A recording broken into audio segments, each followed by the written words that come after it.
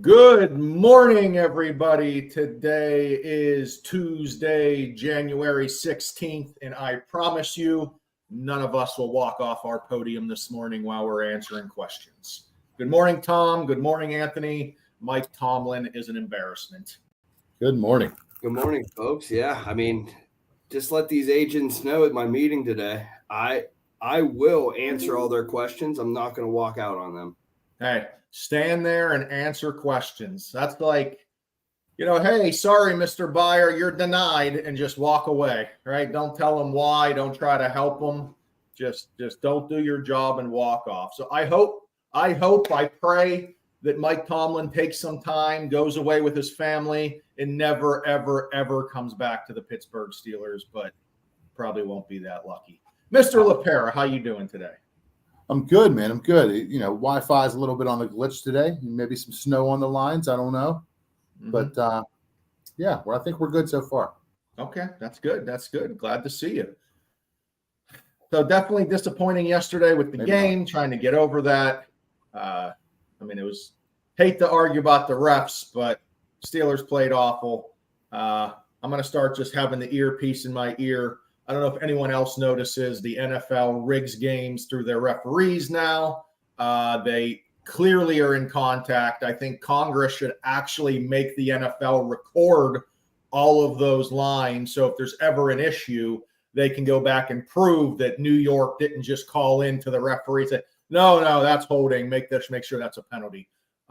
It's crazy. I've seen it game after game this year, and I'm so stupid I sit there and continue to watch. Yeah. I can't believe that I wasted, a quarter of my year watching them every week. Uh-huh. But I'm going to do it again next year, so I can't say too much. I'm just going to keep going back. But Goodell's fixing that so bad. How can the ref get another call from a ref that's not even at the game? That's just not in the rule books. That's not how it's supposed to be done. They changed it, Tom. It's supposed to, you're supposed to have that eye in the sky to help with replay, but now they're literally fixing the games. But anyway, like a touchdown or something fast or a touchdown. Oh boy, LaPera, you need to shut something down, guy. Disaster. This is straight disaster. But this looks like Mike Tomlin on the sideline here at Amchatte. Disaster. Can't get it together. Double head. All right, there we go. But all right, let's get into some real talk.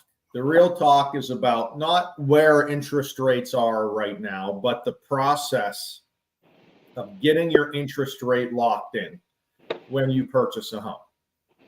I feel like when you're a buyer, you see so many things about interest rates, and you're not sure, what is my rate? Is it the first rate I see? Can I change my rate? How does this all work? I think there's a huge misconception of the first rate a buyer sees is the last rate or the rate they get forever. So Tom, explain us a little bit here how the pre-approval works, what that interest rate means, and is that the buyer's final interest rate? Yeah, so it is not the buyer's final interest rate, the one we do at pre-approval. So what we're looking at pre-approval is where the current rate is sitting. However, we are not able to lock in that interest rate until we have a specific property address. So once we do get that property address, then that allows us to lock in the rate. And rate locks could be anywhere from 15, 30, 45, 60, 75, or 90-day locks. So each lock has a different price. So we need to know when the closing date is so we make sure the lock is good through that closing date. One thing that keeps coming up on mine actually is I currently have a deal that has a home sale contingency, and we're deciding when to lock that rate. We are going to end up waiting on that one until they do sell their current property because, again, we do not know the closing date and we do not know how long that's going to take. So, again, it just goes back to until we have that property address, we cannot lock in your interest rate. Yeah, I think that's huge. And a lot of people get their pre-approval, right? The rate may be the same. I don't want to say it's not going to be the same. You might get pre-approved today and get an offer accepted later tonight, and then your rate will probably be the same it is on pre-approval. But a lot of times that's not the way it happens. You're going to have some lag time from your pre-approval to your actual offer accepted. And that whole time, man, rates are moving every day. So that's just where the rates are for that day. You always have to come back. You have to get that second look to make sure you know where rates are and you're not making a bad decision. Yeah, I mean, rates are changing about four times a day at least, based on the market. So, a lot of people think, when they get pre-approved, hey, that's my rate. And unfortunately, not. I mean, whatever. If you were quoted in the morning, there's a really good chance that afternoon that rate changed up or down. But the rate somebody's receiving is based on their qualifications. The lock-in rate is based on the actual transaction. So, Tom, you're absolutely correct. I mean, a lot of people think as soon as we pre-approve them, they're locked into that rate. And unfortunately, we can't lock it until they have that property. So you have to keep checking back, with one of us on, what the current rates are. And we're going to do a review phone call once you get that sales agreement ratified to actually lock in and finalize your terms. And again, you don't have to lock once you get your offer accepted. We give you the option, right? You got your offer accepted. You can say, yes, lock me in. I'm happy with the rate. We're good to go. Or if you're a little bit more risky, if you think you know the market, if you have some information that something's going to change in the upcoming weeks, you're allowed to do what's called float your interest rate.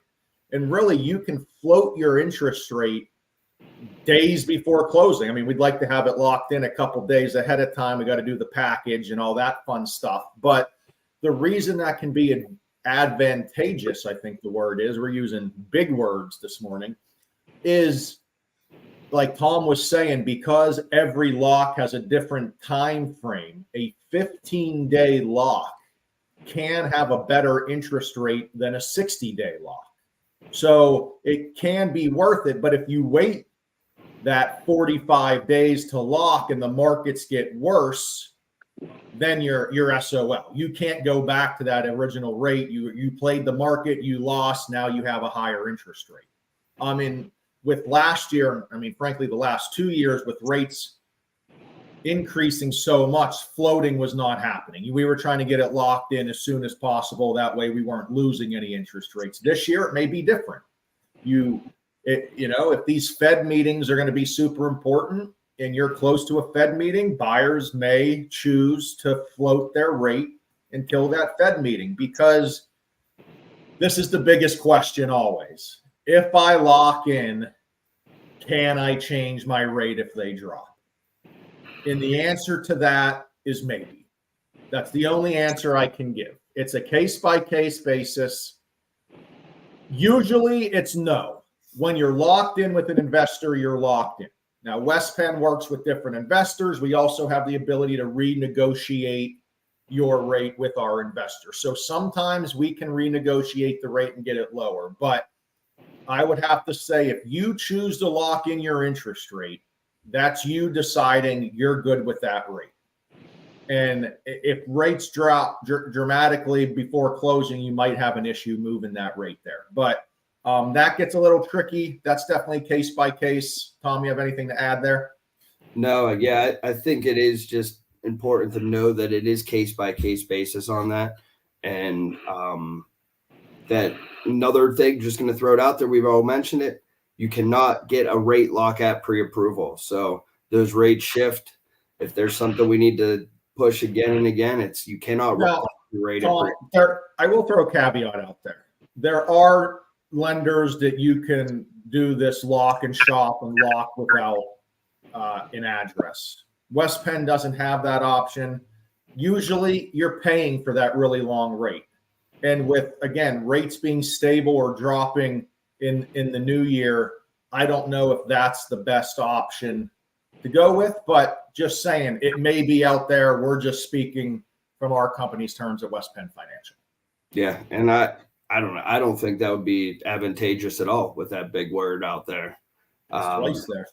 Yeah, to not lock it and shop it or do a 90-day rate lock, because the pricing on that's going to be so much greater. We should make Anthony spell advantageous. I mean, I think it's going to be very advantageous for somebody to make sure they're not paying points whenever they're getting that rate. Get the cost sheet. Make sure if you're getting locked in, understand if you're paying points or not. Points aren't bad, but understand that you're paying them, because a lot of people don't realize, hey, I'm getting a, whatever rate it may be, and it's the best thing going, but they're paying $2,500 to get it, where we may not have that. So, yep. Always get that loan estimate. You have to look at the cost of the rate. The full cost to the buyer is the interest rate plus the cost of that rate. A lender might be charging you points to get it. They might not be charging you points. I'm guessing our competition isn't letting you know that. They're just telling you you have a lower interest rate and continuing from there. But please shop around. Please get a second look with West Penn Financial and let us get you the lowest rate possible. That's a great Tuesday show, boys. Anthony, pay that internet bill, and we'll see you Friday. see you guys. See you guys.